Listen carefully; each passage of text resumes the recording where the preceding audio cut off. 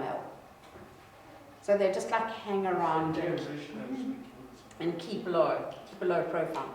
And this is amazing. This is such a good system. Because what does it mean? Most of the offspring come from the male with the best genes. And these ones, unless they're young, will never get to have offspring. So if they're young, maybe next year they'll be bigger and stronger and they can get some nookie and have some offspring. Please don't say that in a test or exam. Okay, but this is what keeps a population strong. That's why there's so many in Holland. Yeah, so do you understand the benefit of this? Okay, so this is a hierarchical behavior and it shows territory. So the hierarchical thing or pecking order is that this male is the dominant, then this one, then the smaller territories, etc. Do you all understand that? Yeah. Yeah, you know that rhinoceroses, rhino males get like little, I don't know what you call them. Middens. Yes, middens, and they like move their poo into a little thing on the side where their paths would cross normally, so that the other male knows. Yes, and they kick their feet through it so that they get the smell of their dung in their feet, and wherever they walk, they're actually proclaiming territory. We saw a rhino, when we went to the game park during holidays, we saw a total of 32 rhinos. Really? White.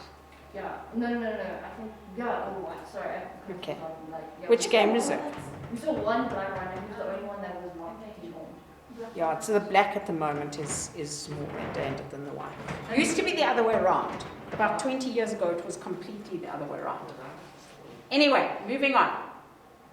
So these are examples between of interspecific competition. There are male impala rutting. Okay, you happy with that? There's some bears doing the same thing, blah, blah, blah. So intraspecific competition tends to have a stabilizing influence on population size. If the population gets too big, do you realize intraspecific competition will increase because then resources will be more and more limiting. Okay, so the population falls again, and if the population gets too small, intraspecific competition decreases, the population increases again. And that's why you get this fluctuation around the carrying capacity. So remember, carrying capacity, capital K. If you had to plot it on a graph, you would plot it over here. Kate, you must tell me when you can't see the board. I drew a beautiful picture of an impala. You can't see my lovely impala. See, this is the little bachelor crying because he's not getting nookie. Okay. Right. You happy? This is an example of a negative feedback mechanism.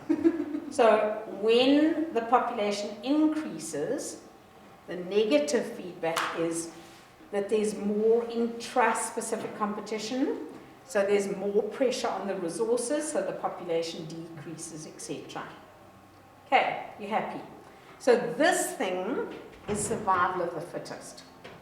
Okay, that whole, the strongest genes are perpetuated into the next generation. That's what's called, this is exactly what evolution is about. Charles Darwin. Charles Darwin, survival of the fittest. Okay, so this type of competition is considered to be an important factor causing evolutionary change. It's called survival of the fittest.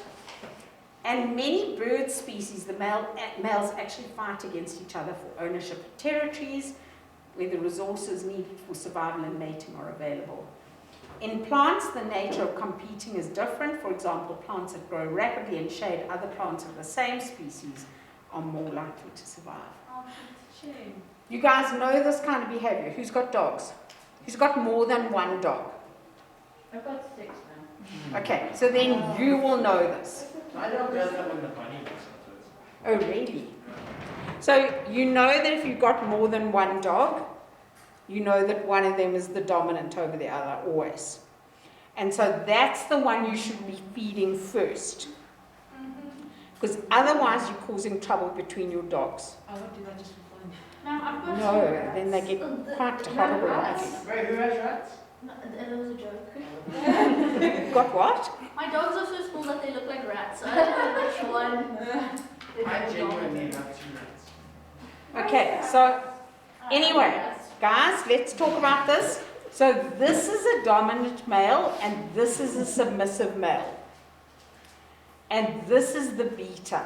Oh, so cute. Okay, so this is his sidekick.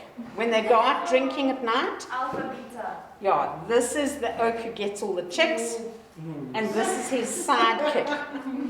Okay, Everyone's got red eyes. and this one is the one that is showing submissive behavior. And this very often happens. So in order to avoid conflict, many organisms, many animals will show dominance and submissiveness. So this wolf is acknowledging that this wolf is dominant. And what it's doing is it's exposing vulnerable parts. That's like in Tarzan. So it's going, That's why my dog doesn't like bad cops. Now my dog goes my Okay, dad comes in. yes. If it was me, she'll bite me. yeah, well done, dog. Okay, so remember that the whole thing is that a throat is a vulnerable part because that's where predators very often will attack prey by grabbing it by the throat and actually strangling it, preventing breathing. And so what it's doing is it's exposing the vulnerable throat and the vulnerable belly. And what it's doing is it's saying, I know that you are dominant to me, and I'm not challenging your dominance. And by doing that, it avoids a fight. If it had stood up to this one and challenged it, it would have resulted in a fight, and one of them or both of them would become injured. And animals often do this to avoid injury. So you can see that this is dominant, this is next dominant, and this is the submissive one.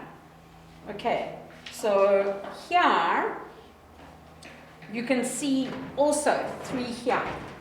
Dominant, next, least. Because of the heights. Can you see how their body behavior is showing that? Okay. All right. Okay.